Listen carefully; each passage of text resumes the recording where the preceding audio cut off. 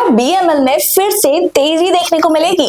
फिलहाल ये स्टॉक अपने 52 वीक हाई से लगभग 30% के डिप पे ट्रेड करते हुए नजर आ रहा है और साथ ही साथ कंपनी को मिल रहे हैं कुछ बड़े इंटरनेशनल ऑर्डर्स भी। हाल ही में कंपनी को मॉरिशस से लगभग $6.65 मिलियन के इंटरनेशनल ऑर्डर्स मिले हैं।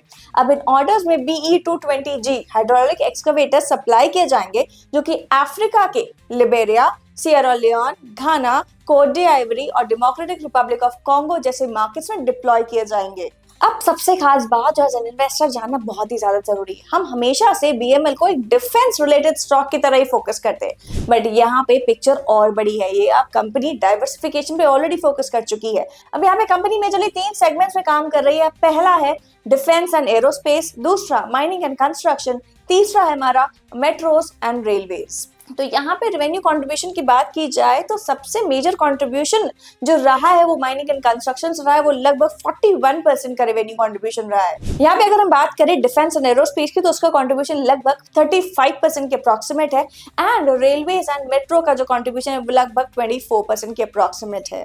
अब बात करते हैं FY26 से कुछ फंडामेंटल्स की, तो कंपनी ने लगभग 4,351 करोड़ का रिकॉर्ड एनुअल रेवेन्यू रिपोर्ट किया है। अब इसको कंपेयर किया जाए ना पिछले साल से तो लगभग 8% की ईयर ऑन ईयर बेसिस पे ग्रोथ देखने को मिल रही है। और हाँ, सबसे खास बात 31 मार्च 2026 में all time high order book लगभग 15,896 करोड़ की थी और इनमें से लगभग $107 मिलियन के एक्सपोर्ट ऑर्डर बुक थी। तो देखा जाए तो कंपनी फंडामेंटली काफी ज्यादा स्ट्रांग होती हुई नजर आ रही है। यहाँ पे कंपनी रिकॉर्ड रेवेन्यू रिपोर्ट करती हुई नजर आ रही है और साथ ही साथ बड़े बड़े इंटरनेशनल ऑर्डर्स भी मिल रहे हैं। तो एज एन इन्वेस्टर क्या ये दोनों चीजें ही समझना बहुत जरूरी है? जी नहीं, यहाँ पे कुछ रिस्क भी है जो कि हमें एज एन इन्वेस्टर जानना बहुत ही ज्यादा जरूरी है। तो देखिए, ऑर्डर मिलना और ऑर्डर को एग्जीक्यूट करना दोनों अलग बातें हैं। तो यहाँ पे एज एन इन्वेस्टर हमें कंप्लीटली फोकस करना चाहिए कंपनी के ऑर्डर एग्जीक्यूशन पे। और हाँ, सिर्फ ऑर्डर एग्जीक्यूशन पे ही नहीं बल्कि मार्जिन पे, कैश फ्लो पे और फ्रेश ऑर्डर इनफ्लोज पे भी।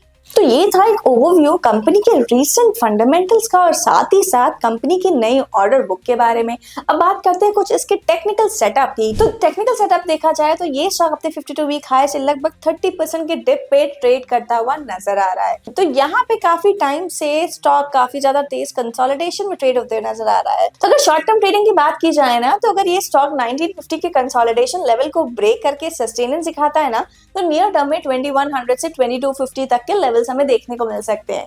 बट अगर इन्वेस्टिंग की बात की जाए ना तो स्टॉक में काफी ज्यादा स्ट्रॉन्ग फंडामेंटल्स है, साथ ही साथ ऑर्डर बुक वो भी काफी ज्यादा स्ट्रॉन्ग है। तो इस स्टॉक में अगर हमें फ्रेश एंट्री बनानी है तो शायद से एक डिप का वेट कर सकते हैं, या फिर अगर ऑलरेडी पोजीशन है तो लगभग 2250 और 2500 तक के लेवल्स के लिए वेट करके चल सकते हैं। ट्रेडिंग के लिए पर्सपेक्टिव से बता तो एक स्टॉप लॉस जरूर से जरूर लगा लेंगे हम 1850 के आसपास का। तो ये था हमारा व्यू बीएमएल से रिलेटेड, टेक्निकली, फंडामेंटली भी और रीसेंट ऑर्डर बुक के अकॉर्डिंग भी। तो आपका क्या व्यू है बीएमएल से रिलेटेड? हमें ओपिनियन कमेंट्स में जरूर बताइएगा। And guys, for the disclosure, हमारी कोई भी पर्सनल होल्डिंग नहीं है बीएमएल में। तो अगर आप किसी भी एनालिसिस के बेसिस पे ट्रेड या फिर इन्वेस्ट करते हैं ना तो एक बार अपने फाइनेंशियल एडवाइजर से भी कंसल्ट जरूर कर लीजिएगा। मिलेंगे नेक्स्ट वीडियो में कुछ और नए इनसाइट्स के साथ। Till then, bye bye and take care.